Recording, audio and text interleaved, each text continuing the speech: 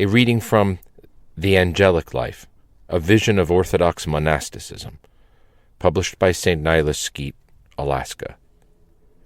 Chapter 6, General Monastery Issues. Section 14, Internet. Using the Internet provides many advantages which are already evident to most people. It quickly provides information on almost any subject matter for free. It facilitates communication and collaboration via email, Zoom, etc., with people who might otherwise be nearly inaccessible. It enables one to conduct business online and to locate and purchase useful items quickly that would otherwise be more expensive or even impossible to find. For monastics, this is especially helpful, since it allows them to remain longer in their monasteries without needing to go out into the world. Furthermore, when going outside is dangerous, because of a deadly pandemic, a violent neighborhood, etc., doing tasks online could even save one's life. In a nutshell, the Internet can increase the number of things we are able to do, and it can decrease the time, money, effort, and potential danger needed to do them. Notwithstanding these many benefits, a prudent person will adopt a tool or approach only when its benefits outweigh its drawbacks. Sadly, the vast majority of Internet users, including myself at first, footnote 1793, in fact, it was precisely because of my access to the Internet that I was able to gather so much information for this book. Prior to completing my research on the adverse effects of the Internet, I assumed the harm was negligible, and therefore I used it whenever I wanted to acquire more information about a topic or locate a quote. But now that I am fully aware of its many dangers, I have limited my Internet usage to a bare minimum by not having access to it most of the time. To anyone else who would like practical advice how to regain a healthy balance in their use of the Internet, I highly recommend reading Digital Minimalism, Choosing a Focused Life in a Noisy World by Cal Newport, as well as the chapter, quote, Prevention and Treatment in The New Media Epidemic by Jean-Claude Larcher, and Hamlet's Blackberry by William Powers. To continue. Sadly, the vast majority of Internet users, including myself at first, have adopted the any benefit approach. If there's any benefit at all to a tool, it will be used regardless of how many and how serious its drawbacks are. This approach leads to a digital maximalism, supported by the unchallenged underlying assumption that the more we use the Internet, the better off we are. Commenting on this approach, William Powers wrote, "This is a simple idea, but one with enormous implications, making it very clear how to organize your screen time and indeed every waking hour. You can't be too connected, they say, so we should seek at all times to maximize our time with screens and minimize our time away. When a crowd adopts a point of view en masse, all critical thinking effectively stops. The maximalist dogma is particularly difficult to challenge because it's all about joining the crowd, so it's self-reinforcing." End of quote from Hamlet's Blackberry by William Powers. To continue, this chapter will attempt to challenge this point of view by exploring the numerous drawbacks of using the Internet, categorizing them into spiritual, physical, psychological, and cognitive harm. My hope is that this chapter will help us make a more informed choice in deciding how much to use the Internet. 1. Spiritual harm. Internet access harms monastics spiritually because it exposes them to many worldly influences. Also, by having email, a monastic can be overwhelmed by dozens of emails every single day. All of this is opposite of the solitude and the renunciation of the world, which the Holy Fathers traditionally viewed as fundamental conditions for monastic life to flourish. For example, St. Basil the Great wrote, quote, from his letters and selected works, "Quiet, Hezekiah, is the first step in our sanctification. The tongue purified from the gossip of the world, the eyes unexcited by fair color and comely shape, the ear not relaxing the tone or mind by voluptuous songs, nor by that especial mischief, the talk of light men and jesters. Thus the mind, saved from dissipation from without, and not through the senses thrown upon the world, falls back upon itself, and thereby ascends to the contemplation of God. We must strive after a quiet mind. The wilderness is of the greatest use for this purpose, inasmuch as it stills our passions." End quote. It seems unlikely that St. Basil would say that the passions of a monk, even in the deepest wilderness, are being stilled if he has a satellite connection to the internet. Since St. Paisios of the Holy Mountain asked, "What will I get from external stillness if I have a radio with me?" One can only imagine what he would have said about having internet access in the wilderness. The advice of Abba Moses, "Go, sit in your cell, and your cell will teach you everything," is certainly not applicable in the way he intended if a monk sitting in his cell can Google anything that piques his curiosity. On the contrary, what Abba Moses meant was that minimizing external distractions leads to introspection, which leads to watchfulness and finding the kingdom of God, which is within us. The internet takes us in the opposite direction. Another problem is that it is nearly impossible to visit web pages without sometimes being exposed to provocative pictures. To avoid this kind of exposure is one of the reasons why several men's and women's monasteries are completely off limits to visitors of the opposite gender. For seeing begets desire, according to the maxim of the Hellenic philosophers quoted by St. Nicodemus of the Holy Mountain. Thus, monastics in such monasteries who use the internet will be negating the benefit they would have had from their isolation. As Patriarch Kirill of Moscow pointed out, quote, "Many monks act, in my view, quite unreasonably. On the one hand, they leave the world in order to create favorable conditions for salvation, and on the other hand, they take their mobile telephone and start to enter the internet, whereas we know there is a large number of sinful and tempting things." End quote. St. Gregory Palamas expressed this same sentiment to his fellow monks centuries before it was possible to leave one's monastery by going online. Quote, "What good does it do us to take flight from the world once and for all and find refuge in houses of prayer consecrated to God, but then to leave them daily and become involved in the world again? Tell me how, if you love frequenting the town squares, you will avoid the incentives to passions which bring about the death of the soul, separating a man from God. The death comes upon us through our senses, as if through windows within us." End quote. When we are online, our senses of seeing and hearing are wide open windows to deadly spiritual influences. Dr. Jean-Claude Larcher elaborates on what these deadly spiritual influences are that tempt us. Quote from the New Media Epidemic, The Undermining of Society, Family, and Our Own Soul.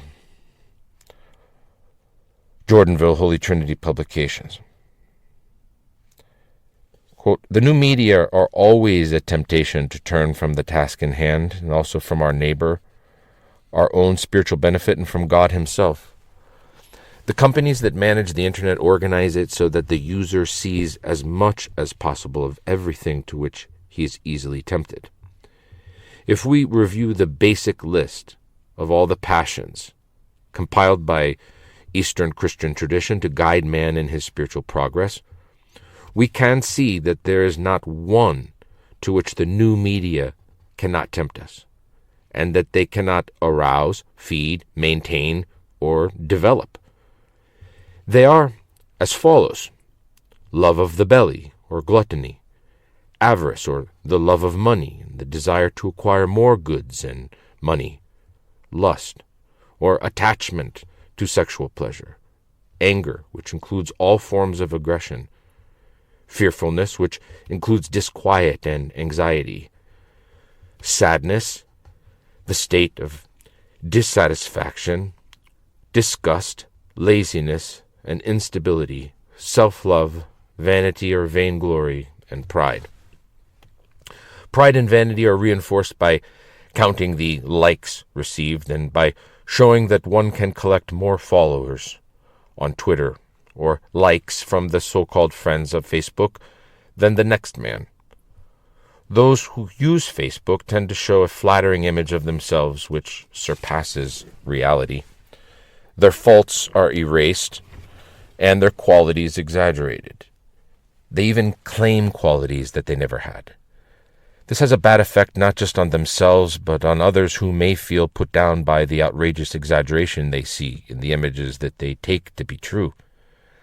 Psychologists have even found that it is a cause of depression, which concords with the teachings of the holy ascetics who saw pride and vanity as sources of sadness and depression, two states that resemble what we now call clinical depression. The new media, especially the television, the internet, and the social media, have created a world in parallel to the real world, a virtual world, where the most important thing is to speak about what one does or intends to do, or to get others to speak of it. This has become more important than actually doing it. One's image is more important than one's identity. Thus, the internet and Facebook have become fields where narcissism can easily develop. The new media encourages strongly two elements of ancestral sin. One, the loss of the inner unity of the faculties, which once were united in knowledge of God and doing His will, dispersing them among physical objects and their representations, through thoughts, memories, and images, or the objects and passions that they arouse. Two, the resulting division, the chopping up and inner dispersion, which, according to St. Maximus the Confessor, quote, breaks human nature into 1,000 fragments. As other holy ascetics have said, the intelligence is then constantly distracted, floating, erring, and wandering here and there in a state of permanent agitation, quite the opposite of the deep peace it experienced in its former contemplation. The thoughts that once were united and concentrated become manifold and multifarious, spreading out in a ceaseless flow. They divide and disperse, leaking out in every direction, dragging and dividing the whole being of man in their wake. This leads St. Maximus the Confessor to speak of, quote, the scattering of the soul amongst outer forms according to the appearance of sensory things, end quote. For the soul becomes multiple in the image of this sensory multiplicity that paradoxically she has created for herself, and which is simply an illusion arising from her incapacity to perceive the objective unity of beings through her ignorance of the relation to the one God in their origins and their end. Once the intelligence becomes dispersed and divided among the swarm of thoughts and sensations that it has engendered, all the faculties simply follow. Stirred up and excited by a multitude of passions, they pull in many directions, often opposed at once, and make a man a being divided at every level. This process of the fall of man, described by the Church Fathers of late antiquity, continues today faster than ever, driven on by the new media, end quote. From pages 151 to 152, Larcher. To continue. A further problem with internet access is that it intensifies the temptation for us to waste time. As Dr. Larcher points out, quote, the new media are a source of distraction and entertainment far beyond anything known in the past, since they can be permanent and limitless. Formerly, someone who sought entertainment had to make a physical and psychological effort to move to the right place and pay the price demanded. The television and internet bring it all into the home, offering a huge choice that requires no effort of any kind to be accessed. The new media bring into the home a host of amusements that allow the real world to be forgotten with all its difficulties. They facilitate diversions in the sense Pascal gave to this word. They turn one's attention from one's own existential poverty and the anguish that it arouses. End quote from Larcher. It is precisely this painful awareness of one's own existential poverty that can lead one to repentance, prayer, and a search for deeper existential meaning.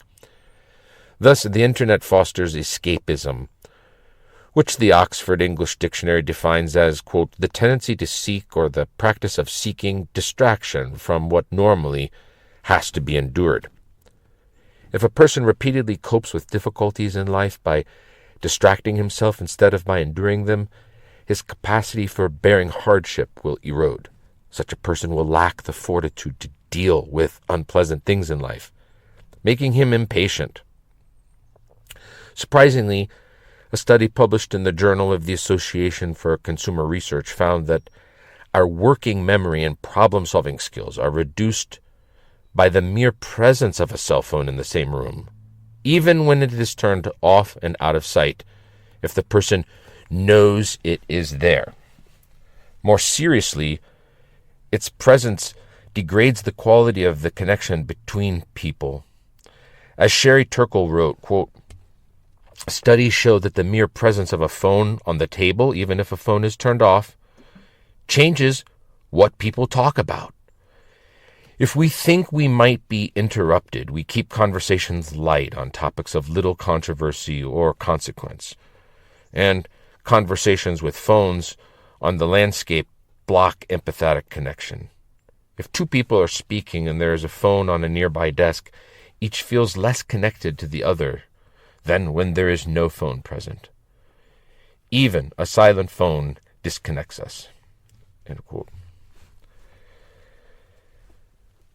From her book, Reclaiming Conversation, page 21, Turkle. To continue, something analogous happens also in the spiritual plane. In the experience of us monks and nuns on the remote islands in Alaska, we have observed a tangible difference in the spiritual, quote, feeling or atmosphere of our monasteries when no devices are present that can connect to the internet. One of the monastics here described this feeling as a sense of inner freedom and, quote, as if a hazy cloud over my soul has lifted. It should be no surprise that the internet creates a, quote, hazy cloud, considering that it puts us repeatedly into an excited and distracted state that is the opposite of the quiet and focused state that is conducive to prayer. Dr. Larcher elaborates on this concept. To quote from the New Media Epidemic, page 98, the hyper-relational nature of the new media is to some extent dangerous for the personality. If it is too much with others, it has no time to be with itself. To develop and blossom, the person needs solitude as much as, if not more than, relationships. This is borne out by the experience of Hesychist spirituality, which grew up in the Christian East as the ultimate means of self-development.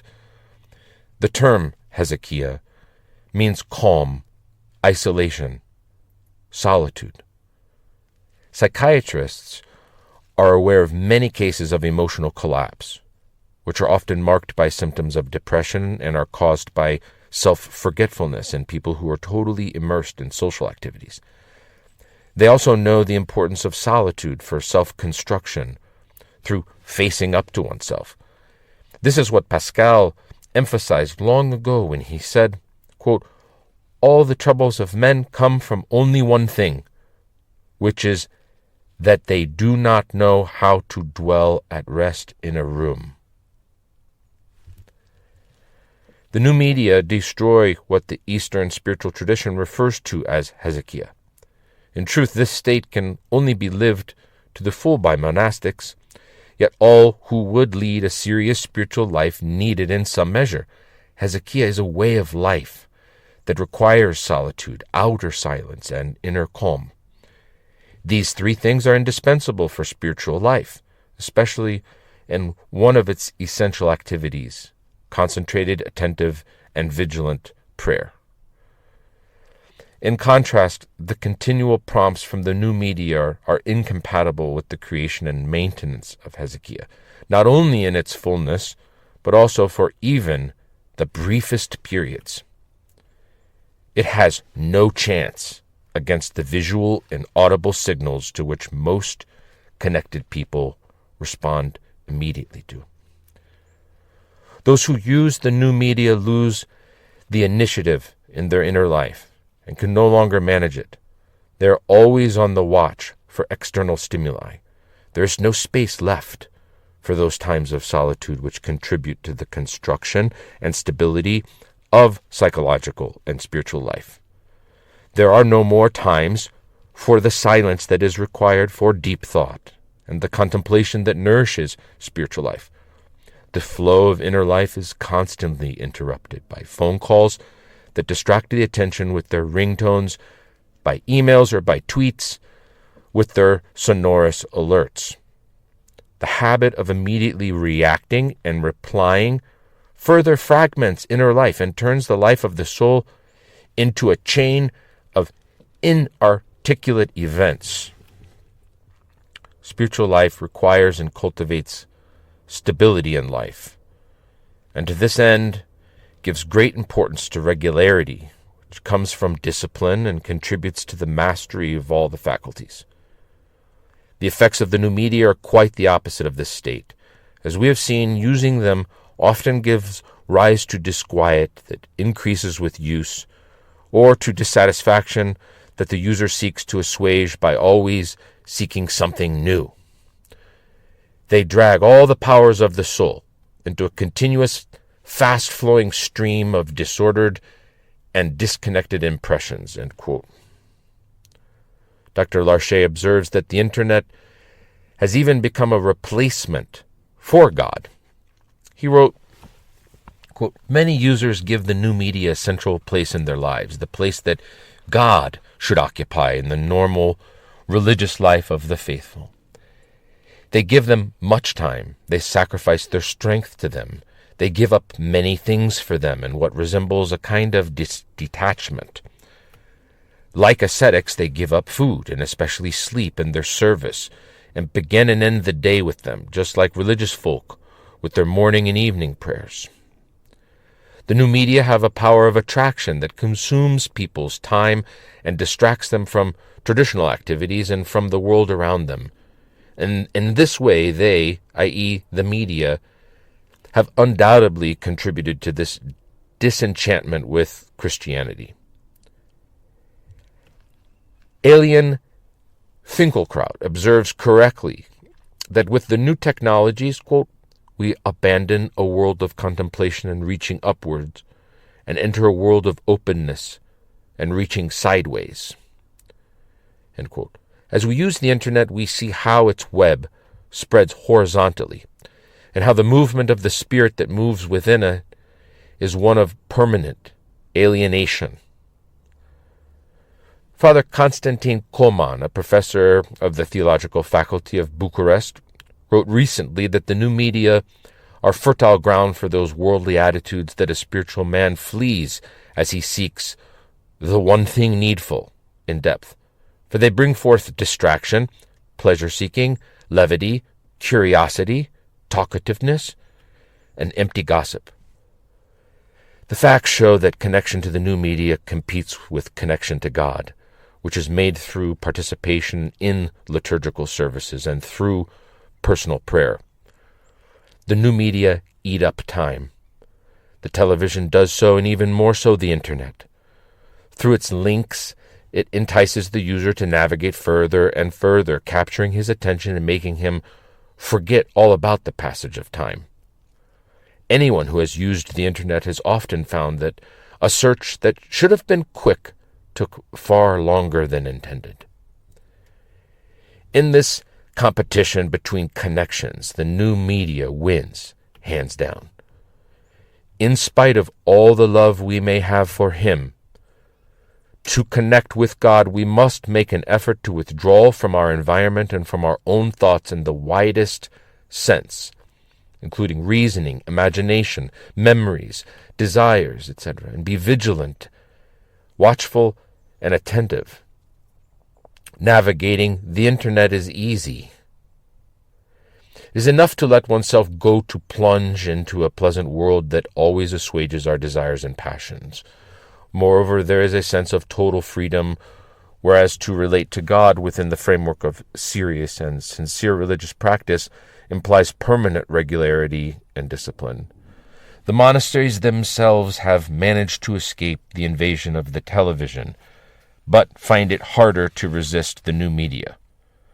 More and more monks, for various more or less valid reasons, now have access to a computer. More and more of them have a portable phone, which nowadays is a device that includes all the other media. In a Cenobitic monastery, the rule may forbid or limit the use of portable media, but solitaries escape such control. Many hermits pass time on the internet that could better have been given to prayer, and many monks spy through that small window every day on the world that they left through the front door. The new media, especially the internet, tend to take up time that should be used for prayer, even the time of monks. Those hermits who have become dependent often abbreviate drastically the divine services. Often smartphones remain switched on during the time of prayer, which they disturb with their ringtones. It is not uncommon to see the faithful, monastics, monks, or even the celebrants themselves look at their smartphones during divine services. They believe that they are justified by the need to be ready to serve their neighbor and the potential urgency of a call. It is vital to have a strict rule in these matters and to stick to it. The time for prayer must be preserved absolutely inviolable. All those potentially disturbing connections must be switched off.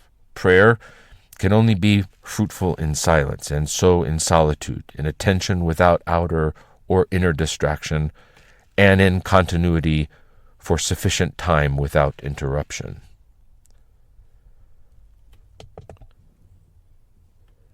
To continue, the distractions caused by internet access are a serious spiritual problem. Abba Piman, even though living long before the intense and constant distractions of our modern world, observed, quote, "Distraction is the beginning of evils."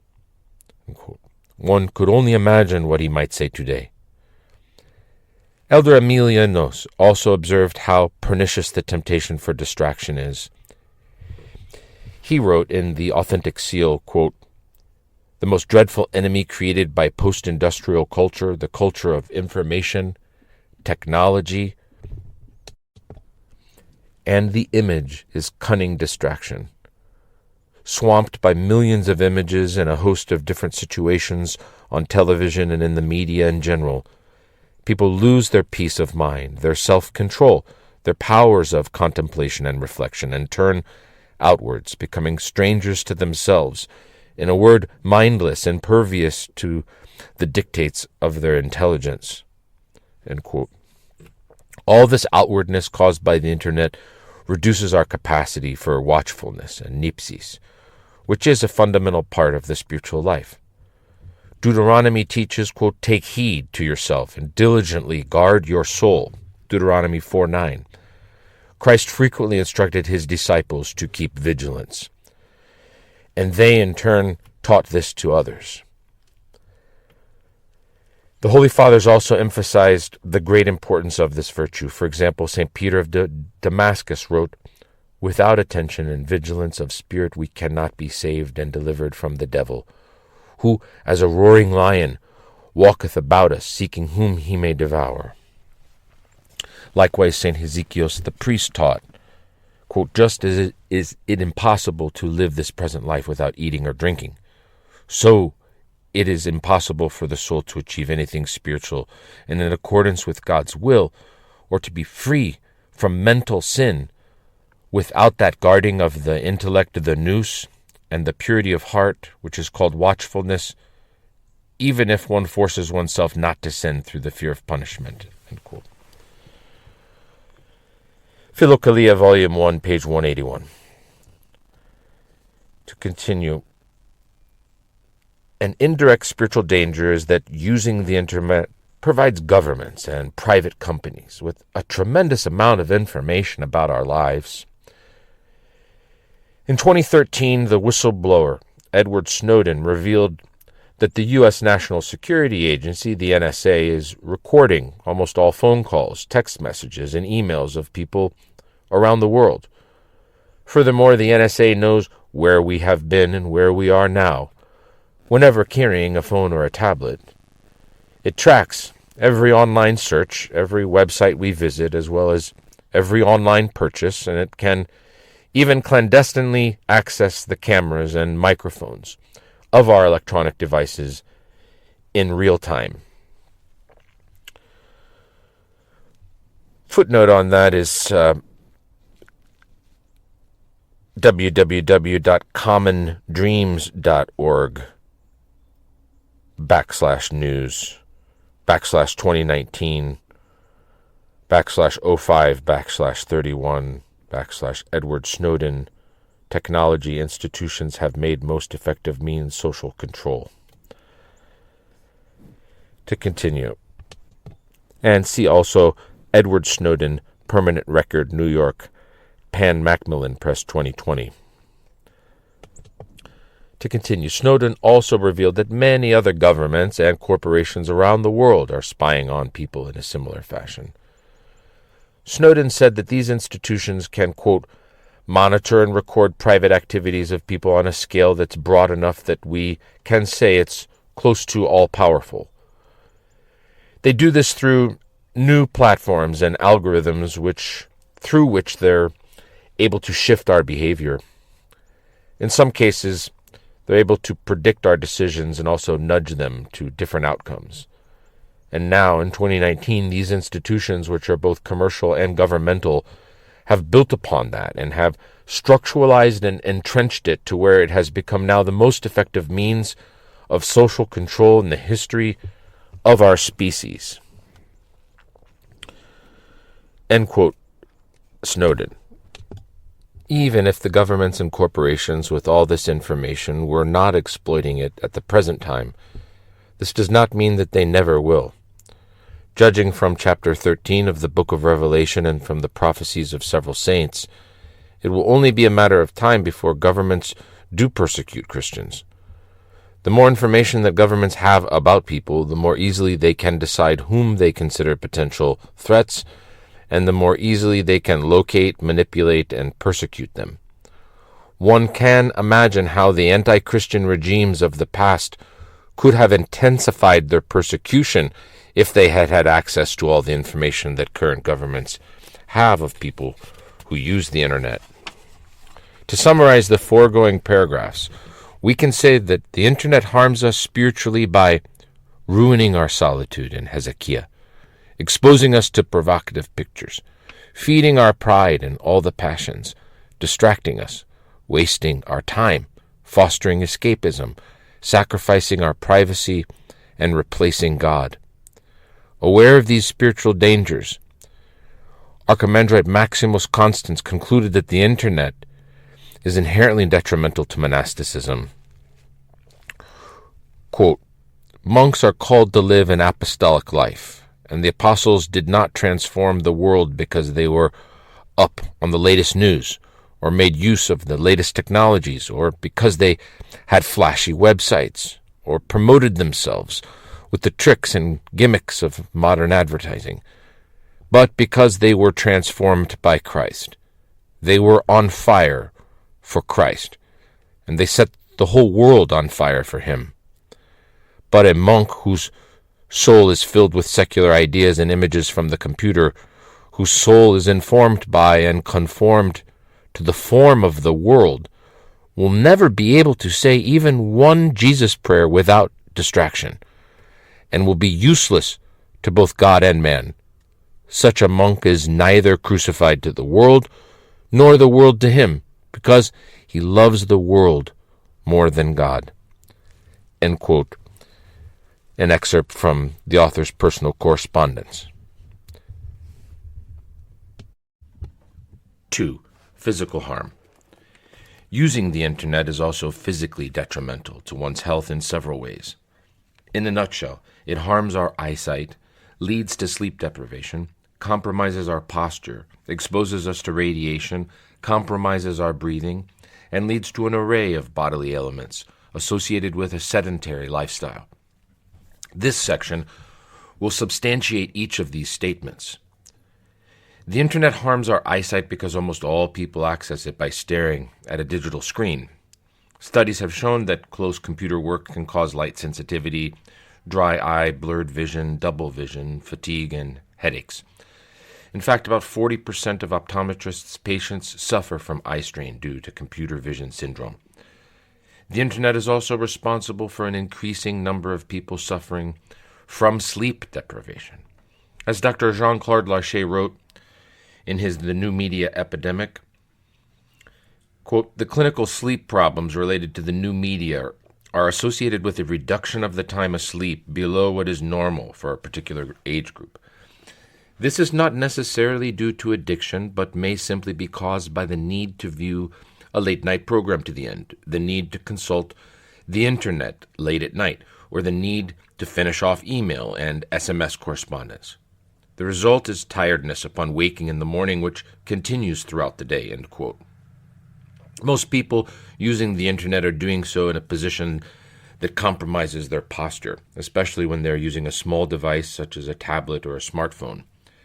Instead of a monitor mounted at an ergonomically ideal position, the device is typically held or placed far below eye level. This encourages the head to protrude and tilt downward, which increases the pressure on the neck's muscles, tendons, and ligaments as much as fivefold, depending on how bent the neck is.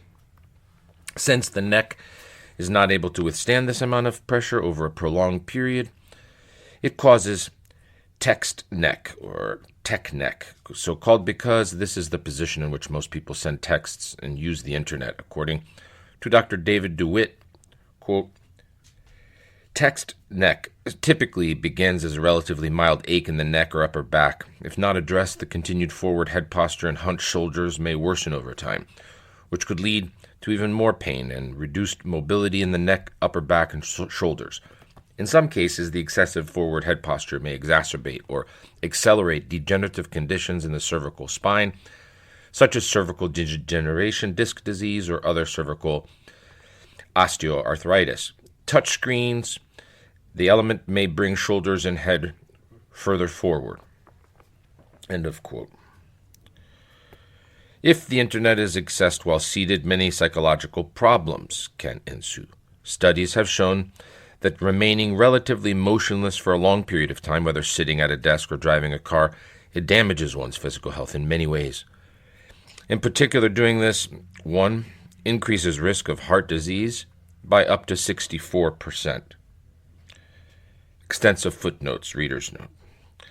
To continue the narrative, 2, impairs the body's ability to handle blood sugar, causing a reduced sensitivity to the hormone insulin, which helps carry glucose from the blood into cells where it can be used for energy, this leading to diabetes. 3, increases the likelihood of cancer. 4, leads to metabolic syndrome.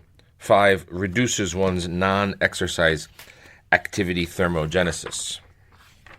6, slows the clearance of fat from the bloodstream and decreases the effect of insulin. 7, increases all-cause mortality by 7%. 8, can lead to obesity due to lower energy expenditure. 9, compromises posture by causing the pelvis to rotate backward, which puts pressure on the lumbar discs and forces the head forward, causing the shoulders to curve.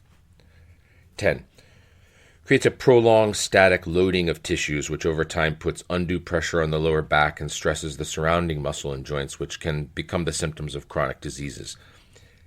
11, can lead to rheumatic diseases such as osteoarthritis due to the wear and tear to the joints from excessive sitting. And 12, increases the risk of anxiety. To continue. What is even more alarming is that most of these harmful results still apply to people who are physically active during the rest of the day. Further concern with using the internet is the neurological damage caused by prolonged exposure to the non-ionizing electromagnetic radiation emitted by the devices themselves that are used to access the internet.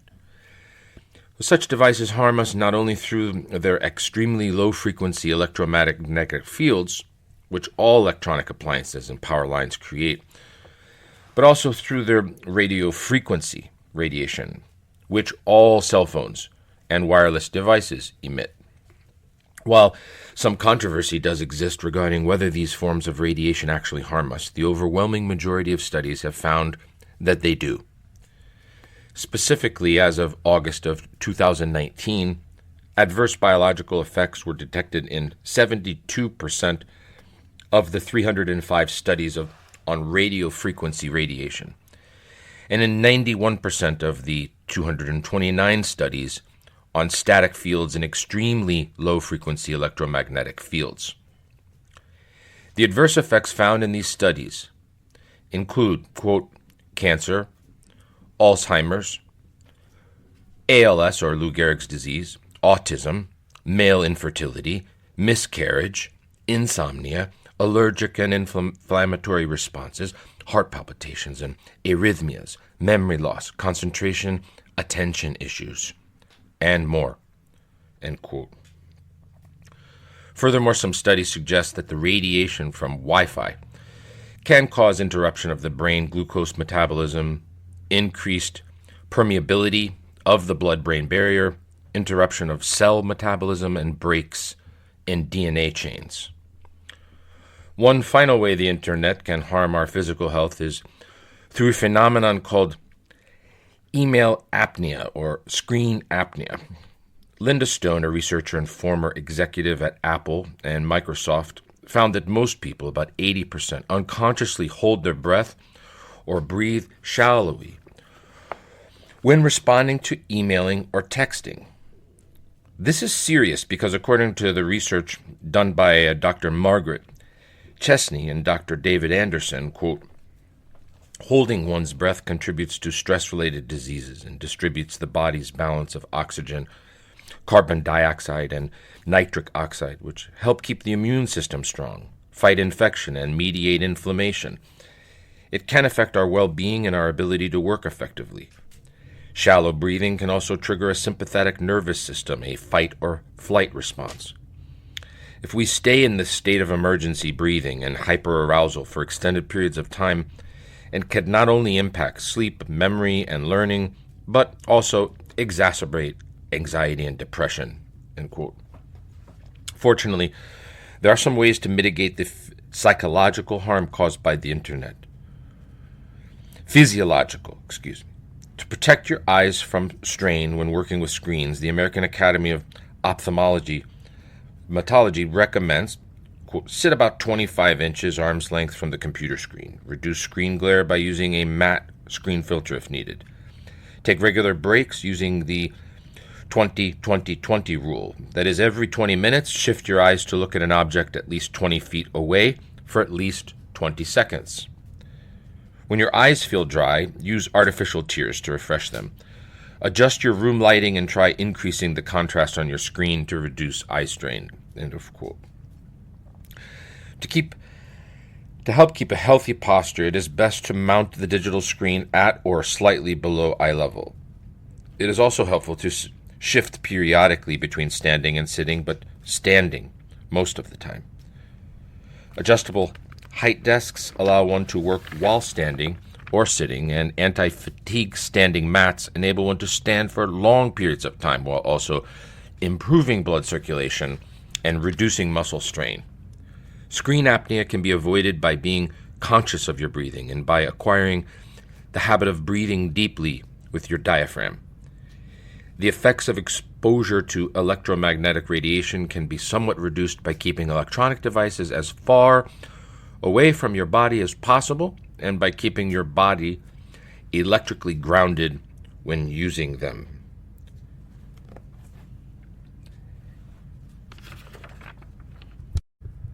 Three, psychological harm.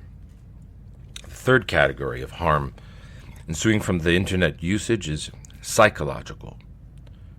Specifically, the internet harms our mental health by leading to depression, reducing our ability to empathize, increasing stress, impoverishing the quality of human connections, reducing productivity, and encouraging addictions. This section will address each of these issues. While it is true that the internet does enable people to communicate more, studies have shown that this form of communication, it's too shallow to satisfy our need for human connection. One such study by the University of Michigan found that, quote, frequent phone calls, emails, and other types of communication had no effect on reducing a person's risk for depression, whereas having face-to-face interactions regularly does reduce the likelihood for depression.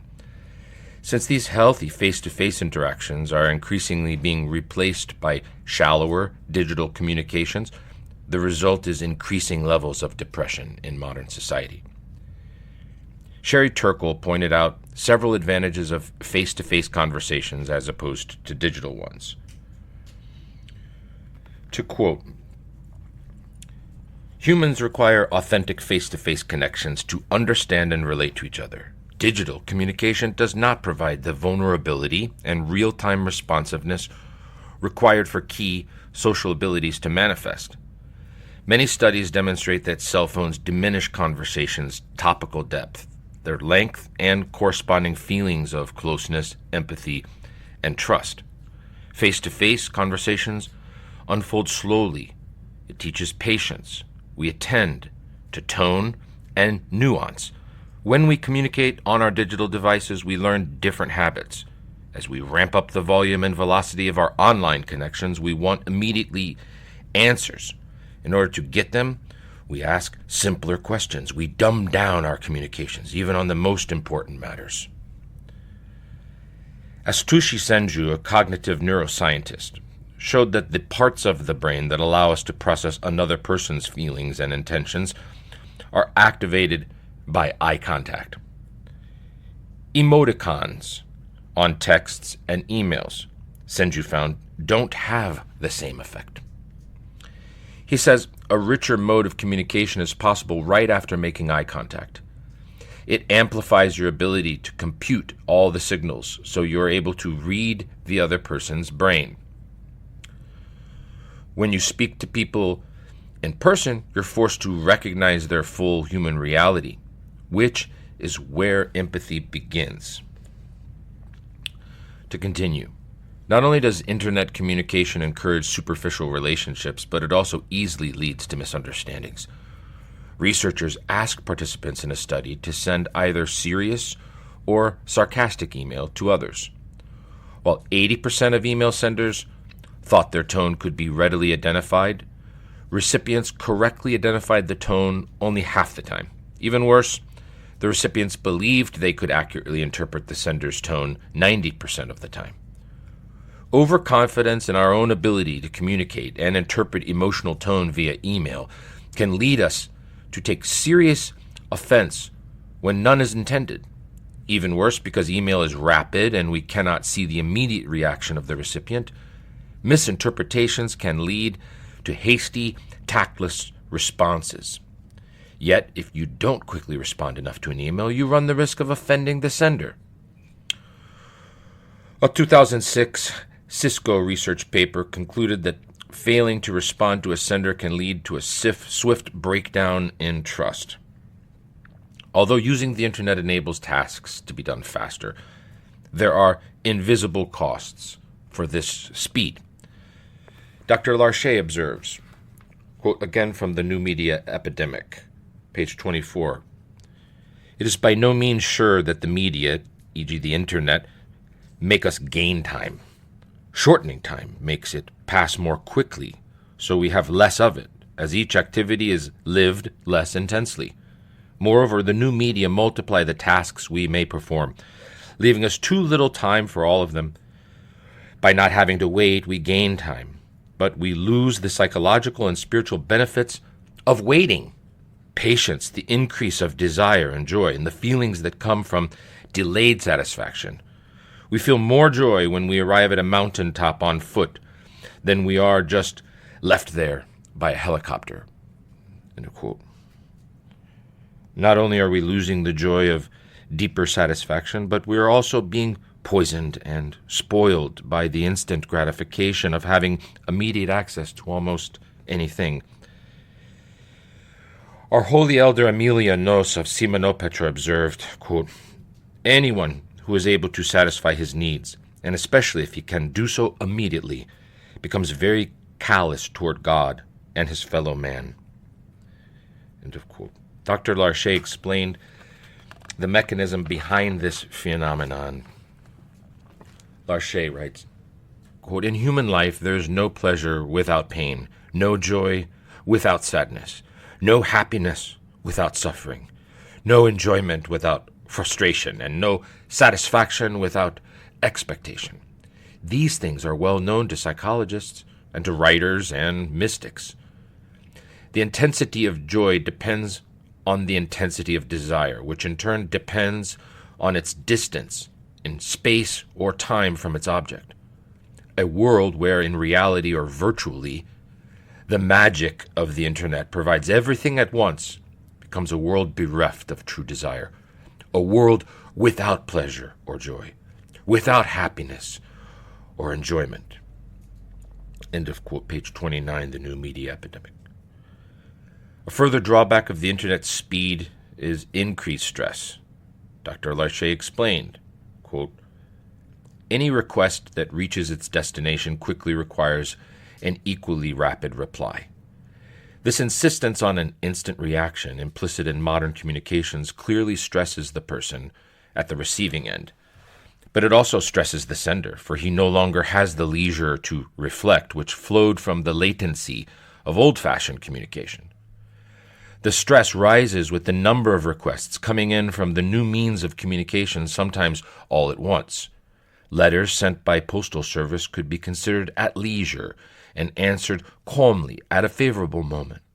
The time needed to write, the time and expense needed to post the letter, limited messages to the essential.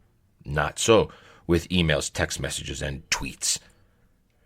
Their minimalist style allows their proliferation, swamping those who receive them. Replying to all of them correctly is so hard as to be often impossible, and true communication is thus paralyzed. In the days before email, once a letter was written, there was always a delay before it was posted, until the evening or the next morning. This allowed the writer time to reread it, to reflect and repent, and to correct and improve it where necessary. The ease and speed with which emails can be sent encourages sending the first draft without any pause for reflection. In the 1960s, it was said that these machines would enable a civilization of leisure, but we now see that this was an illusion. The idea that IT, information technology, and modern communication technology would free up our time has also been shown as a mirage. Everything is faster, but the amount of information to be handled has grown just as much. So in the end, there's no benefit. The internet encourages the habit of speed, which becomes second nature in psychological life. It creates dependency, impatience, and boredom and disquiet and anxiety when things are slower and do not happen immediately. Speed, instant access, and just in time are the touchstones of the new media and the new connected man. And speeding up each task along with multitasking creates a way of life with no dead time. But paradoxically, eliminating dead time removes time for living. Man cannot live to the full when he stifles his consciousness with unceasing activity. No more can he live fully in the giddiness of speed or by surfing the web where he forgets himself, cut off from reality. Man absolutely needs silence, solitude, and calm to maintain his equilibrium and to be fulfilled. Dead time is where man can take care of himself, can reflect freely, meditate, contemplate, and pray. This is the time he can devote to those dear to him and nourish a true relationship with them. End quote again, Dr. Jean-Claude Larcher. Scientific studies have reached the same conclusion that we have a fundamental need for quiet. Nicholas Carr wrote in his book, The Shallows, What's the Internet Doing to Our Brain? Quote, a series of psychological studies over the past 20 years has revealed that after spending time in a quiet rural setting, close to nature, people exhibit greater attentiveness, stronger memory, and generally improved cognition. Their brains become both calmer and sharper. The reason is that when people aren't being bombarded by external stimuli, their brains can, in effect, relax. They no longer have to tax their working memories by processing a stream of bottom-up distractions. The resulting state of contemplativeness strengthens their ability to control their mind. On the internet, there is no peaceful spot where contemplativeness can work its restorative magic. There is only the endless mesmerizing buzz of the urban street. The stimulations of the net overwhelm all quieter modes of thought. One of the greatest dangers we face as we automate the work of our minds, as we cede control over the flow of our thoughts and memories to a powerful electronic system, is a slow erosion of our humanness and our humanity. End quote, pages 219 to 220 of The Shallows by Nicholas Carr. To continue, solitude is a key ingredient for psychological health. The decades-long research of Sherry Turkle on the social effects of digital communication led her to conclude, quote, the capacity for solitude is a cornerstone for the capacity for relationship. Only when we can gather ourselves can we turn to others and really hear what they have to say, really hear who they are. If you don't teach your children to be alone, they'll only know how to be lonely. End quote. In order to achieve greater solitude, we must distance ourselves from distractions. Commenting on one of Plato's writings, William Powers points out in Hamlet's Blackberry, quote, in Phaedrus, Plato establishes a basic principle on which to build a new way of thinking about digital connectedness. In a busy world, the path to depth and fulfillment begins with distance, because when we're alone, our thoughts and feelings are oriented inward, and experience tends to be relatively quiet and slow. In contrast, in a crowd, whether physical or virtual, our orientation is more external, simply because there's more happening, more depends on our attention. The more we connect online, the more our thoughts lean outward. There's a preoccupation with what's going on out there in the bustling other world rather than in here with yourself and those right around you. What was once exterior and far away is now easily accessible, and this carries a sense of obligation or duty. In addition, outwardness offers something more potent than mere duty. That is self-affirmation, demonstrable evidence of one's existence and impact on the world. In less connected times, human beings were forced to shape their own interior sense of identity and worth, to become self-sufficient.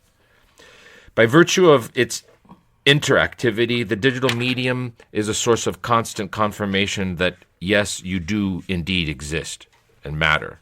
However, the external validation provided by incoming messages and the number of times one's name appears in search results is not as trustworthy or stable as the kind that comes from the inside. End of quote. 20th century philosopher and theologian Paul Tillich pointed out that our language, quote, has created the word loneliness to express the pain of being alone, and it has created the word solitude to express the glory of being alone. Commenting on this, William Powers added, quote, the best kind of aloneness is expansive and generous. To enjoy your own company is to be at ease not just with yourself, but with everyone and everything in the universe. When you're inwardly content, you don't need others to prop you up so you can think about them more freely and generously. Paradoxically enough, separation is the way to empathy.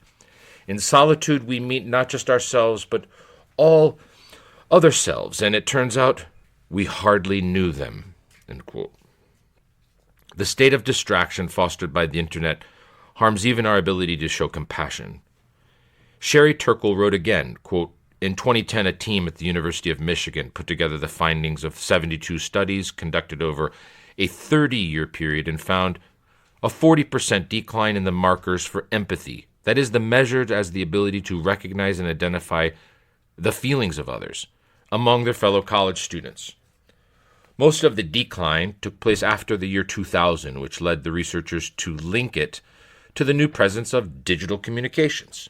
Likewise, a study done in 2009 found a connection between distractions from digital technology and a loss of empathy. It concluded, quote, the more distracted we become, the less able we are to experience the subtlest, most distinctive forms of empathy, compassion, and other emotions. It would not be rash to suggest that as the net reroutes our vital paths and diminishes our capacity for contemplation, it is altering the depth of our emotions as well as our thoughts, end quote. From Carr, The Shallows, page 221, to continue. Dr. Larche explains how this happens, quote, certain analysts have found that the emotions of those who use the new media are enhanced by their affections, especially their powers of empathy and compassion, are diminished. This is due to the new media's speed, the rapid reactions required of their users, and to the near endemic state of distraction that they provoke. Studies show that normally, from his own experience of physical pain, a person is able to feel compassion immediately for another who suffers in the same way. But if he is engaged in rapid activity, he is unable to feel such emotions since they need time to develop. According to one of these researchers, even personal morality is compromised by most activities with the new media. The author continues, another mechanism makes online communication a breeding ground for negative emotions. The techno-philosopher Jaron Lanier explained that, quote, the primacy of anger and outrage online is an unavoidable feature of the medium. In an open marketplace for attention, darker emotions attract more eyeballs than positive and constructive thoughts. For heavy internet users, repeated interaction with this darkness can become a source of draining negativity, end quote. Using the internet even leads to depression. The Monitoring the Future survey found in teenagers a direct and strong correlation between screen time and unhappiness. Other studies on college students and adults found a similar correlation between internet use and unhappiness. Several longitudinal studies indicate that it is the internet which is causing the unhappiness rather than vice versa. Many people have personally experienced how the internet strengthens addictions and is it in itself addicting? Dr. Larche elaborates on these two aspects. Quote, among the worst problems caused by the new media are addictions and dependencies. In extreme cases, which are in fact quite common, the media act as a drug. Many people today are driven to use them in the same way as others are driven to use traditional narcotics and are dependent in the same way. When speaking of addiction, cyber addiction must be distinguished from cyber-assisted addiction. Cyber addiction itself is an addiction to certain means of communication, especially the internet and social media. Those who suffer from cyber-assisted addiction are not addicted to the new medium themselves, but to the realities to which they give quick, easy, and unlimited access. That is, online games, online sex, compulsive purchases, etc. As the psychiatrists Michel Hautefeuille and Dan Villay have remarked, the internet, is the dream tool for someone drawn to addiction. It can provide whatever attracts the addict. The worst kinds of addiction cause other tasks and relationships which make up social life to be abandoned for much of the day. The worst kinds of addictions to the new media should not blind us to its milder forms that still have negative effects on psychological life. Nowadays, many users of the new media are addicts without realizing it. They tend to see their dependency as unimportant compared to the worst addictions. Addiction in all its forms is marked by dependency of different degrees. It consists of a more or less irresistible attraction that indicates a more or less pressing need, whose satisfaction brings a more or less conscious pleasure. If left unsatisfied, it brings frustration, a feeling of missing out that gives rise to a more or less intense feeling of mental suffering. Apart from these inner gauges, the strength of addiction can be measured by the degree to which it degrades adaptation to society and presence therein, first in the family, then in school or work, and finally in relationships in general. End of quote. Social media have actually been designed to foster behavioral addictions. As Cal Newport explained, quote, people don't succumb to spending inordinate amounts of time on screens because they're lazy, but instead because billions of dollars have been invested to make this outcome inevitable. By the high-end device companies and attention economy conglomerates who discovered that there are vast fortunes to be made in a culture dominated by gadgets and apps. Two forces repeatedly came up in my own research on how tech companies encourage behavioral addiction: intermittent positive reinforcement and the drive for social approval. Psychological studies have shown that rewards delivered unpredictably are far more enticing than those delivered with a known pattern. Something about unpredictability releases more dopamine, a key neurotransmitter for regulating our sense of craving. A whistleblower, Tristan Harris, explains, apps and websites sprinkle intermittent variables rewards all over their products because it's good for business. End quote. Sean Parker, the founding president of Facebook, admitted, quote, the thought process that went into building these applications, Facebook being the first of them, was all about how do we consume as much of your time and conscious attention as possible.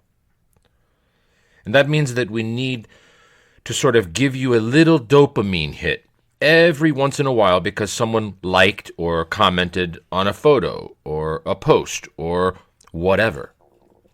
Second force that encourages behavioral addiction is the drive for social approval. As Adam Alter writes, quote, we're social beings who can't ever completely ignore what other people think of us. The technology industry has become adept at exploiting this instinct for approval. End quote. These addictive properties of new technologies are not accidents, but instead carefully engineered design features. Compulsive use in this context is not the result of a character flaw, but instead the realization of a massively profitable business plan. End quote from Cal Newport's book, Digital Minimalism. To continue. In other words, internet companies are taking advantage of the same psychological weaknesses that casinos do. Whereas casinos grab our money, the internet grabs our attention and grabs our time. Even former executives of Facebook admit that its social media platform is harming people. Chamath Palihapitiya, a former vice president for user growth at Facebook, said, quote, the short-term, dopamine-driven feedback loops that we have created are destroying how society works. No civil discourse, no cooperation, misinformation, mistruth, end quote. Sean Parker, the founding president of Facebook, considers himself, quote, something of a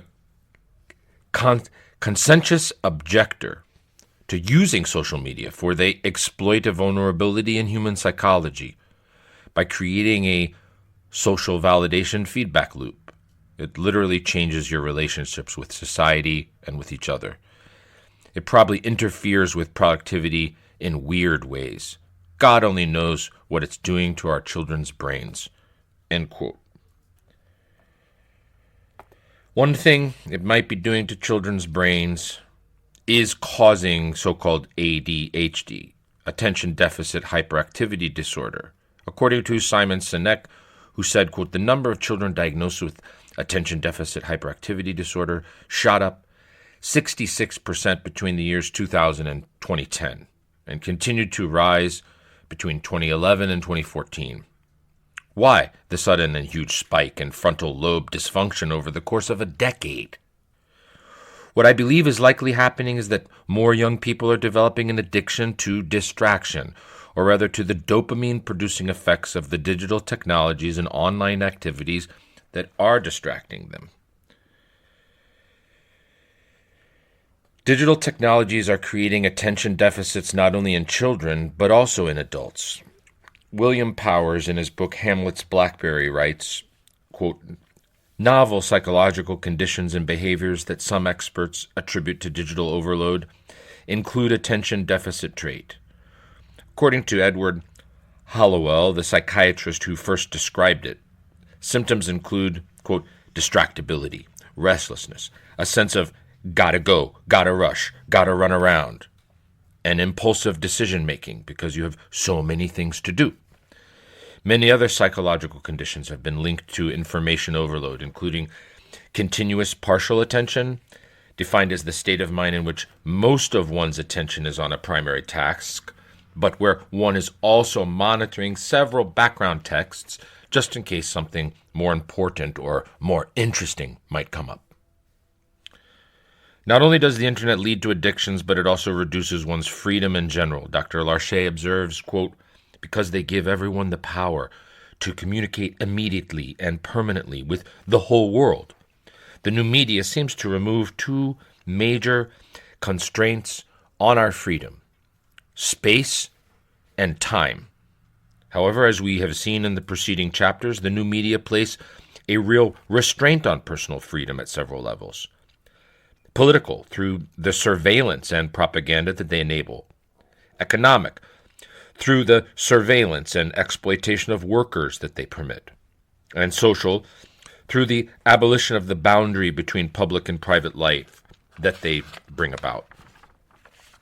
Larcher continues, addiction to the new media, be it cyber dependence or cyber-assisted dependence, is another restriction on freedom in addition to the above. It is worse, since it restricts inner freedom, not simply outer freedom.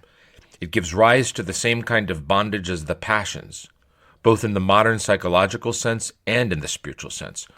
For these diminish the conscience and the will of the person. They subject the person to the strong attraction of external factors that appear seductive, but in reality are insubstantial, imaginary in the case of the classic passions, and virtual for those that attract to the new media.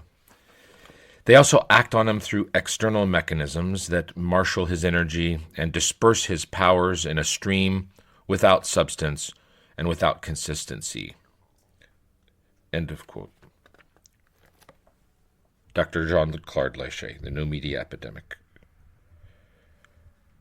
End of General Monastery Issues, Internet, Part 3, Psychological Harm. 4. Cognitive harm. Finally, using the internet impairs our cognitive health by diminishing our ability to concentrate and think deeply, restricting our inner freedom, hampering creativity, encouraging mental laziness, and leading to cognitive overload. We shall explore each of these problems in this section. Harm of this nature is particularly insidious because it is not immediately evident. Just as St. Paisios of the Holy Mountain observed that modern appliances make us physically lazy, Dr. Larcher observes how the internet harms our mental health by enabling the mind to become lazy. Quote, computers have changed memory into a mere index and intelligence into the simple capacity of using this index. In fact, it leaves the memory empty of any significant content. Rather than memorizing information, we now store it digitally and just remember what we stored. Because this external store of information exists, we refer to it every time we need something stored on the web. And so we no longer use our own faculty of memory and recall. With calculators integrated into every smartphone, we often become incapable of the simplest operations of arithmetic, let alone the more complex, such as long division or the extraction of square roots that once could be done by anyone who had finished primary school. This leaves a chasm between our modern digital civilization and the societies of old who valued memory so much that some of them deified it, like the ancient Greeks, with their goddess, Mimesoni. End of quote. Excuse the pronunciation. To continue, Nicholas Carr explains the mechanism by which the brain becomes weaker through using the internet. Quote, from the new media epidemic. The extensive activity in the brains of surfers on the internet also points to why deep reading and other acts of sustained concentration become so difficult online. The need to evaluate links and make related navigational choices while also processing a multiplicity of fleeting sensory stimuli requires constant mental coordination and decision-making, distracting the brain from the work of interpreting text or other information. Whenever we, as readers, come upon a link, we have to pause for at least a split second to allow our prefrontal cortex to evaluate whether or not we should click on it. The redirection of our mental resources from reading words to making judgments may be imperceptible to us. Our brains are quick, but it's been shown to impede comprehension and retention, particularly when it's repeated frequently. As the executive functions of the prefrontal cortex kick in, our brains become not only exercised but overtaxed. In reading online, we sacrifice the facility that makes deep reading possible. Our ability to make the rich mental connections that form when we read deeply and without distraction remains largely disengaged. The key to memory consolidation is attentiveness. Storing explicit memories, and equally important, forming connections between them requires strong mental concentration, amplified by repetition or by intense intellectual or emotional engagement. The sharper the attention, the sharper the memory. If we're unable to attend to the information in our working memory, the information lasts only as long as the neurons that hold it maintain their electric charge, a few seconds at best. The influx of competing messages that we receive whenever we go online not only overloads our working memory, it makes it much harder for our frontal lobes to concentrate our attention on any one thing. The neurological process of memory consolidation can't even get started. And thanks once again to the plasticity of our neural pathways, the more we use the web, the more we train our brain to be distracted, to process information very quickly and very efficiently, but without sustained attention. That helps explain why many of us find it hard to concentrate even when we're away from our computers. Our brains become adept at forgetting, inept at remembering. As the time we spend hopping across links crowds out the time we devote to quiet reflection and contemplation, the circuits that support those old intellectual functions and pursuits weaken and begin to break apart. End quote. This means that even if we are reading spiritual texts online, we will be unable to derive the full benefit from them due to the distractions. Moreover, these distractions are compromising the very purpose of reading envisioned by St. Peter of Damascus, who said, quote, "The purpose of spiritual reading is to keep the intellect, the nous, from distraction and restlessness, for this is the first step toward salvation." End quote, Philokalia, Volume 3, page 155. Let's continue. Dr. Leische has pointed out other negative aspects of reading from a screen. Quote, "Traditionally, reading was done slowly. The reader took his time. In contrast, reading on the screen is done quickly at a speed imposed by the rhythm of the media or encouraged by the ambiance of rapidity and reactivity that is theirs, and by the physical and mental frenzy with which they are most often used. The physical reality of a book gives weight and reality to what is read, while the dematerialized book, read on a digital reader or on screen as texts, makes the content of the book seem insignificant it makes the text lose some of its reality and density, leaving it light and inconsequential, end quote. Further problem is that reading online enables only superficial learning. Nicholas Carr wrote, quote, "From the shallows, dozens of studies of psychologists, neurobiologists, educators, and web designers point to the same conclusion. When we go online, we enter an environment that promotes cursory reading, hurried and distracted thinking, and superficial learning. The net delivers precisely the kind of sensory and cognitive stimuli, repetitive, intensive, interactive, addictive, that have been shown to result in strong and rapid alterations in brain circuits and functions," end quote. Larcher. To continue, moreover, a study in 2003 showed that, quote, "the digital environment tends to encourage people to explore many topics extensively, but at a more superficial level, and that hyperlinks in the text they're reading distract people from reading and thinking deeply," end of quote. As Dr. Larcher wrote, again from The New Media Epidemic, "Using the new media weakens our ability to reflect, both quantitatively and qualitatively. Reflection is not simply thought, a flow of descriptions, images, and ideas. It is an ordered process that involves the intuition backed by reason, with its logical categories and its rules of organization and argument, and by a critical spirit. It means stepping back to a certain distance and taking time. The new media work almost without a pause, pouring forth a continuous flow of information that does not allow our thought to pause and examine itself. Our mental powers go with the flow, almost wholly reduced to dependence and passivity. Urgency is the hallmark of the new media. Messages must be sent quickly. This speed prevents reflection, which generally needs time, except in the exceptionally rare case of real urgency," end quote. A further drawback of Internet use is that it naturally encourages the habit of multitasking and frequently shifting our attention. This taxes our mental resources because every time we shift our attention, our brain has to reorient it itself.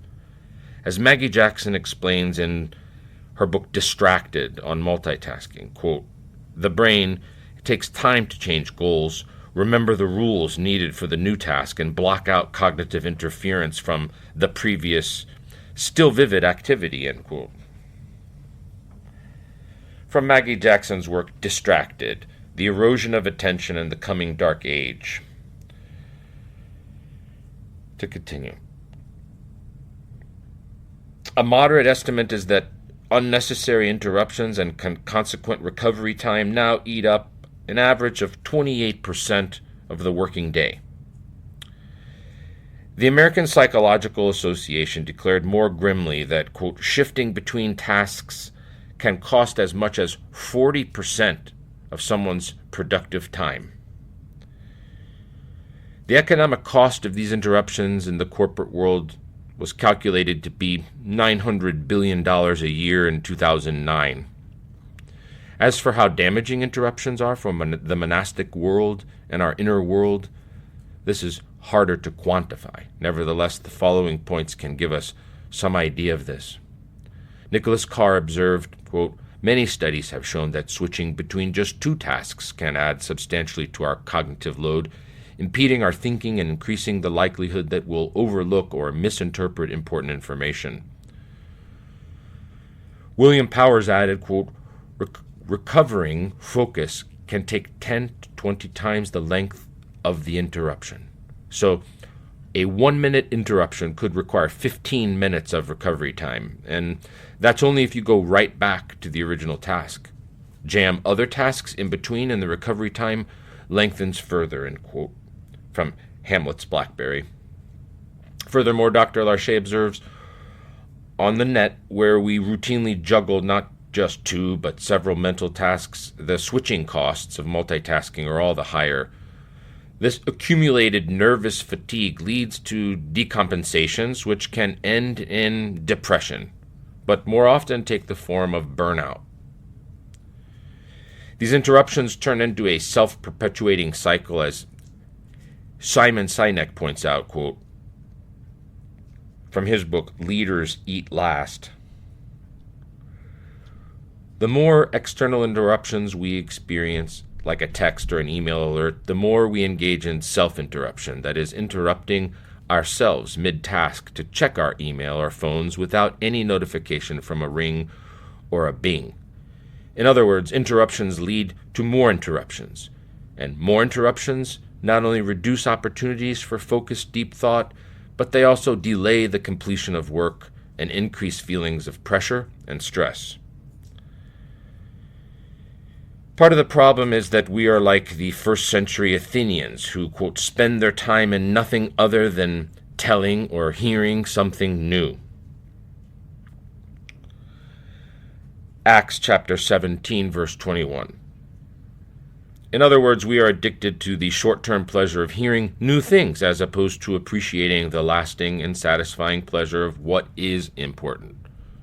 As Nicholas Carr wrote, quote, the near-continuous stream of new information pumped out by the web also plays to our natural tendency to vastly overvalue what happens to us right now. As Union College psychologist Christopher Chabris explains, we crave the new, even when we know that the new is more often trivial than essential.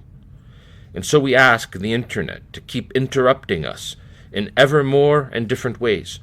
We willingly accept the loss of concentration and focus, the division of our attention, and the fragmentization of our thoughts in return for the wealth of compelling or at least diverting information we receive. Tuning out is not an option many of us would consider. End of quote. From The Shallows, page 134. To continue, research by Clifford Nass has revealed that constant attention switching online has a lasting negative effect on your brain. Summarizing his research, he said, people who multitask all the time can't filter out irrelevancy. They can't manage a working memory. They're chronically distracted. They initiate much larger parts of their brains that are irrelevant to the task at hand. They're pretty much mental wrecks. They've developed habits of mind that make it impossible for them to be laser-focused. Commenting on this finding, Cal Newport wrote, quote, if every moment of potential boredom in your life is revealed with a quick glance at your smartphone, then your brain has likely been rewired to the point where, like the mental wrecks in NASA's research, it's not only ready for deep work, even if you regularly schedule time to practice this concentration. What this means for monastics is that the more we indulge in using the internet as a way to relax, the harder we will find it to concentrate in prayer, which should be our primary work. Although multitasking appears to increase our productivity, what we're really doing is learning to be skillful at a superficial level.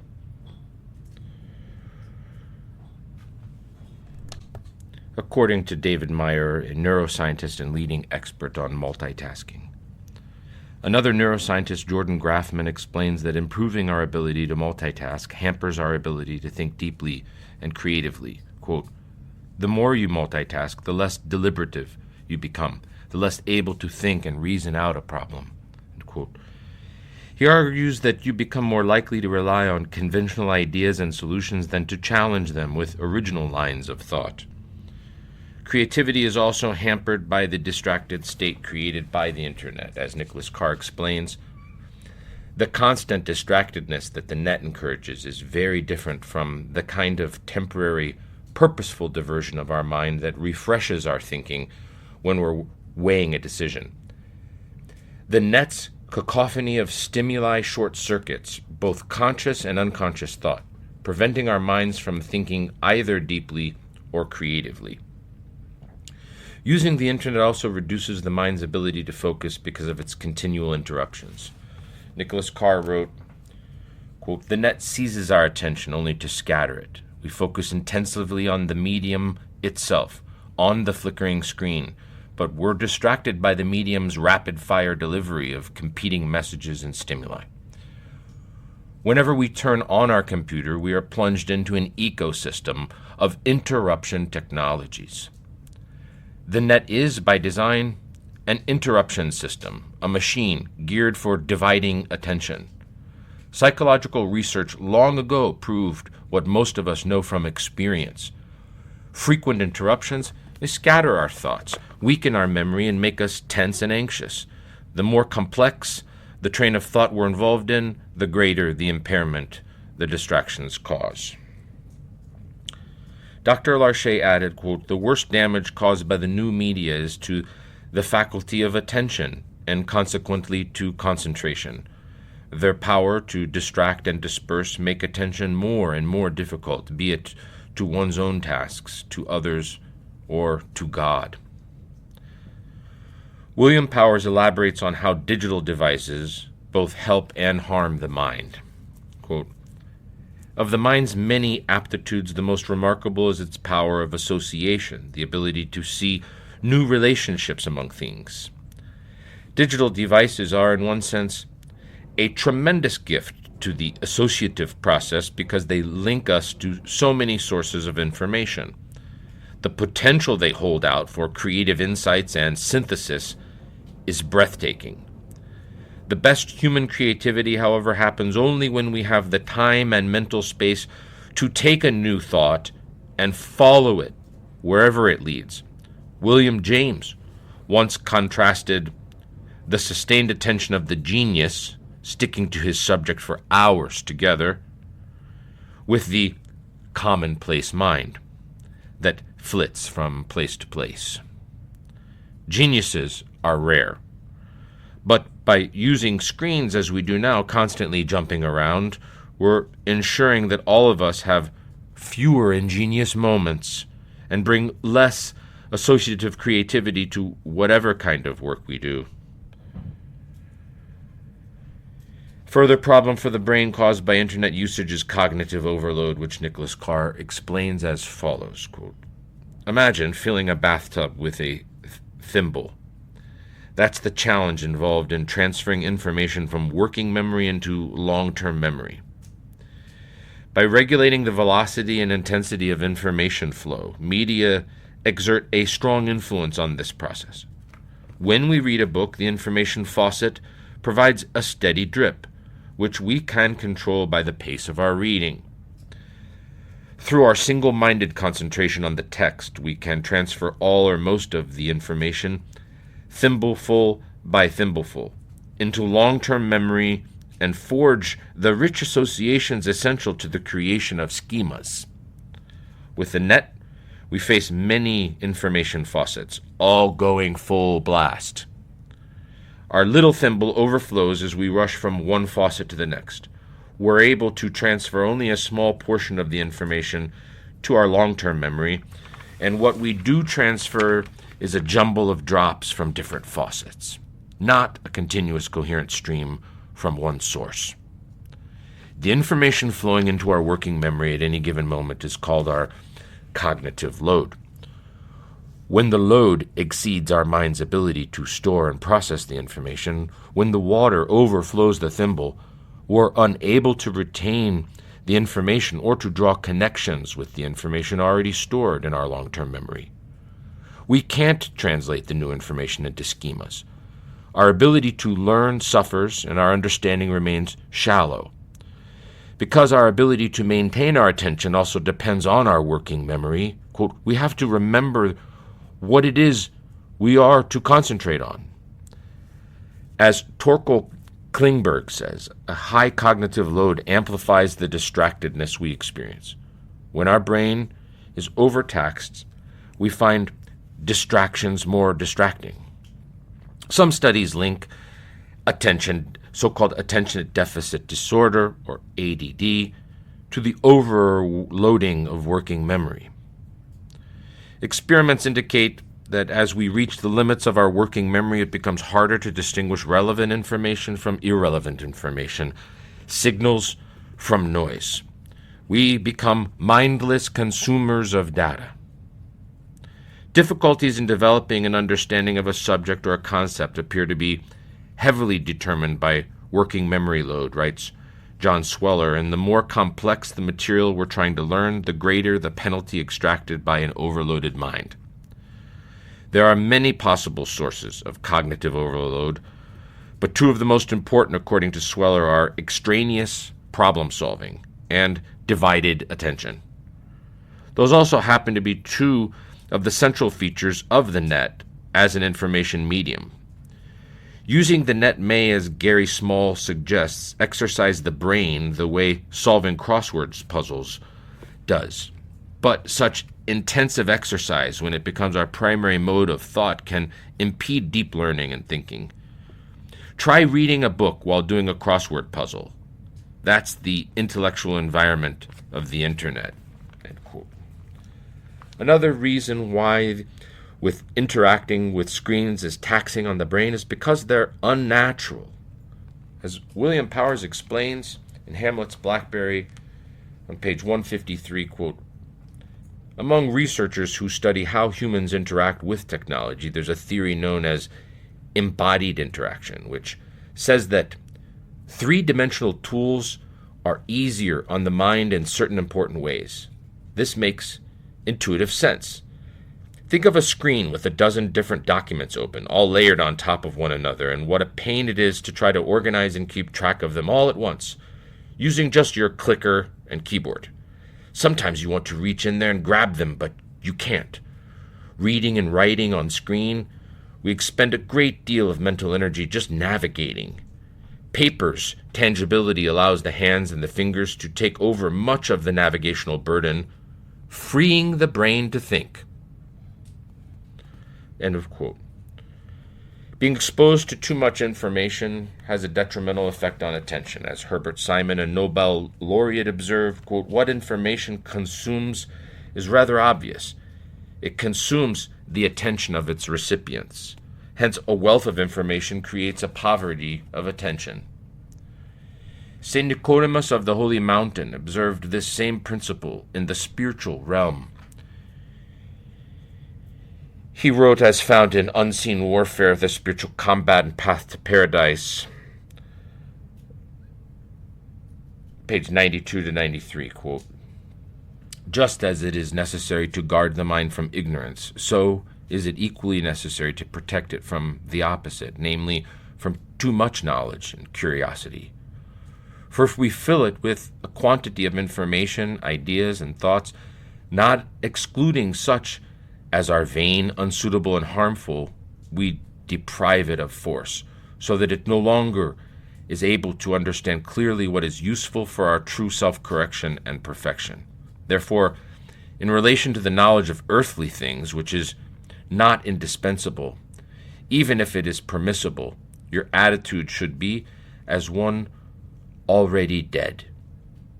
Always collect your mind, collect your nous within yourself, with all the concentration you can, and keep it free of thoughts about all worldly things. Quote, considering that St. Nicodemus wrote this 2 centuries before the information explosion of the modern world,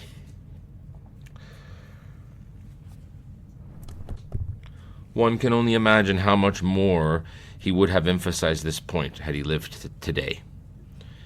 It should not be too surprising that a powerful tool for the brain such as the internet also has grave negative effects on the brain. For the philosopher Marshall McLuhan pointed out that our tools end up numbing whatever part of our body they, quote, amplify. As explained by Nicholas Carr, quote, when we extend some part of ourselves artificially, we also distance ourselves from the amplified part and its natural functions.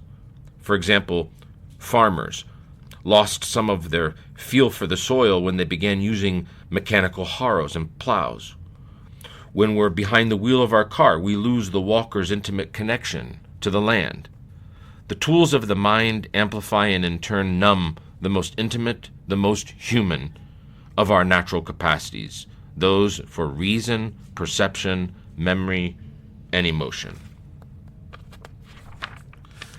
Now that we have demonstrated how the internet harms us spiritually, physically, psychologically, and cognitively, we must concede that living in our modern world requires that we use the internet in order to function. Facing this predicament, Dr. Larcher concluded, "Our world is so organized that it is extremely hard to abstain entirely from the new media. Realistically, we must compromise. We can limit our use of the new media to what is essential for our way of life, especially for our work." Similarly, our holy Ephraim of blessed memory was not in favor of his monastics using the internet, but he allowed it only when it was absolutely necessary. Cal Newport promotes a minimalist solution to this problem that he explains as follows. From Cal Newport's work, Digital Minimalism, pages 28 and following. Digital minimalism, philosophy of technology use in which you focus your online time on a small number of carefully selected and optimized activities that strongly support things that you value, and then happily miss out on everything else. The so-called digital minimalists who follow this philosophy constantly perform implicitly cost-benefit analyses. If a new technology offers little more than a minor diversion or trivial convenience, the minimalist will ignore it. Notice, this minimalist philosophy contrasts starkly with the maximalist philosophy that most people deploy by default, a mindset in which any potential for benefit is enough to start using a technology that catches your attention. A maximalist is very uncomfortable with the idea that anyone might miss out on something that's the least bit interesting or valuable. In contrast, digital minimalists believe that the best digital life is formed by carefully curating their tools to deliver massive and unambiguous benefits. They tend to be incredibly wary of low-value activities that can clutter up their time and attention and end up hurting more than they help. Put another way, minimalists don't mind missing out on small things. What worries them much more is diminishing the large things they already know for sure make a good life good. End of quote. Even though there is sufficient evidence to convince most people that using the internet is harmful in theory, many people find that putting this theory into practice in their own lives is difficult. Primary reason for this difficulty is because most of us have already fallen prey to the addictive nature of the internet, at least to some degree. Dr. Larcher recommends some strategies that may help break this addiction. Quote, dependency on the new media is similar to dependency on drugs. So in severe cases, psychotherapy is needed with psychiatrists specialized in addictions. However, it must be realized that addiction to the internet and other new media is a response to existential problems that are at its root and that must also be treated urgently. These existential problems most often arise from deep spiritual roots and so require a spiritual therapy. Not all the forms of addiction to the new media are grave enough to need a stay in a hospital or even psychotherapy. The firm intention to reduce exposure can be effective if there is personal discipline. There are more and more reports of the positive results of long-term retreats from connected devices. Those who cannot cut themselves off completely for so long, often for professional reasons, are advised to unplug regularly for short periods of at least 5 days. This radical interruption of all types of connection, it brings psychological and physical rest. Unplugging from the internet is clearly most important for the smartphone, perhaps through time filters and for emails and text messages. Real-time alerts should be switched off. It is better to look at all of the messages at a time of day or week that is set aside for correspondence. Online time should be managed so that it remains within set limits. Above all, it is necessary to put into perspective in one's mind the place and importance of the new media.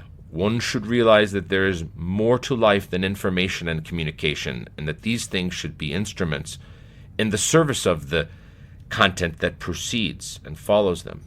The new media should also be set against former ways of working, of leisure and relationship, rediscovering the old ways if need be. One will then see that when the media are not absolutely necessary for the work in hand, they do not always improve efficiency or even speed. and that speed is rarely indispensable. It will be seen that the leisure activities proposed by the new media are not always more enriching or relaxing than traditional activities, and that the relationships formed through social networks are not deeper or more satisfying. The pleasure, freedom, and depth of reading of books will be rediscovered. The virtue of dead time, of silence, Hezekiah, of solitude, of meditation, of contemplation, and of prayer will be ours again.